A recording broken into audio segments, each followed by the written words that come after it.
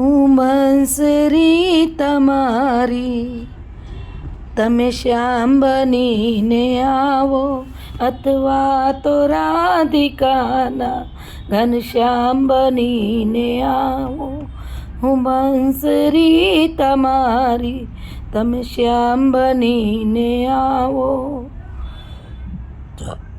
મીરાએ ભક્તિ કીધી, રાણાએ ત્યાગી દીધી, ઓ ઝેરના પીનારા.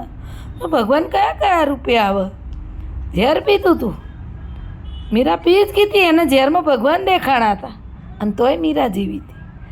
સત્યની વાત છે, નિષ્ઠાની વાત છે કે તમે સાચા અર્થમાં જો ભગવાનને સ્વીકારતા હો, માન્યા હોય તો ભગવાન તમારી જોડે આવે જ છે. એકવાર હું છોકરાઓને લઈને સાચી ભાવનાથી ગઈ, વાડીમાં સંચાલનમાં મૂકાણી અને સાચી ભાવનાથી ગઈ કે ભાઈ ધ્રોલ ફેરવે, એ લોકોએ ધ્રોલ જોઈ નહોતું, ધ્રોલ ફેરવ્યા, બગીચામાં લઈ ગાંડા થઈ ગયા છોકરાઓ, વિજ્ઞાન કેન્દ્રમાં લઈ ગઈ. પછી છેલ્લે ભેળ ખાવા છોકરાઓને મેં કીધું હતું કે 10 રૂપિયા લઈને આવજો ને, દુકાનમાં તો જઈને જોઉં તો 15 રૂપિયા.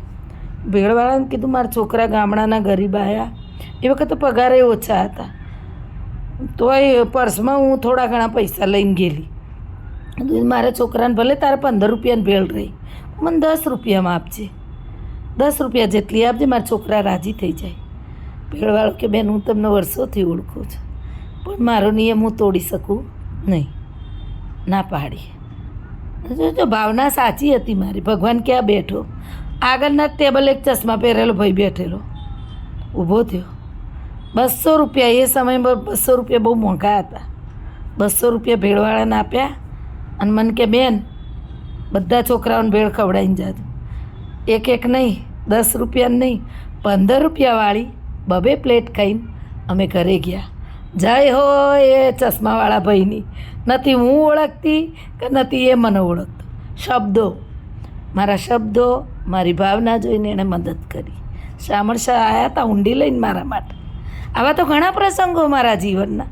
જો કહેવા બેહું ને તો તમે એમ જ કહો કે સાચા અર્થમાં શિક્ષક છો, કે સાચા અર્થમાં તમે માણસ છો. તમને એવા અનુભવો છે.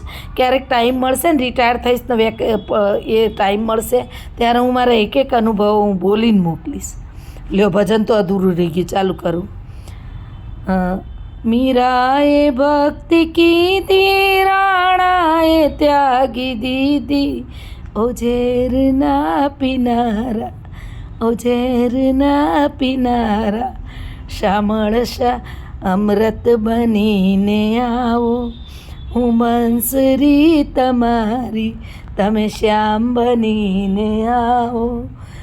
હું શોકમાં ડૂબી છું, જોરો અશોક વનમાં. અશોક મારા પતિદેવ જતા રહ્યા, 1 વર્ષ 1.25 વર્ષ થઈ ગયું. એમના શોકમાં તો હવે આખી જિંદગી જવાની. હું શોકમાં ડૂબી છું, જોરો અશોક વનમાં. સીતાને શોધનારા, સીતાને શોધનારા, શ્રી રામ બનીને આવો.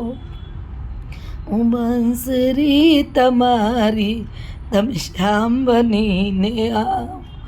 નરસિંહ મહેતાની ઊંડી છે રૂપિયા 1600ની. Happy birthday Narsinh Mehta. દુનિયાનો પ્રથમ ફોન નરસિંહ મહેતા જોડે હતો. એક ભજનની લલકાર કે એક લીટી બોલા અને ભગવાન હાજર થઈ જતા, વગર ટાવરે, વગર ડેટાએ. નરસિંહ મહેતાની ઊંડી છે રૂપિયા 1600ની. ઊંડી સ્વીકારવાને, ઊંડી સ્વીકારવાને, શામળ શાહ બની આવો.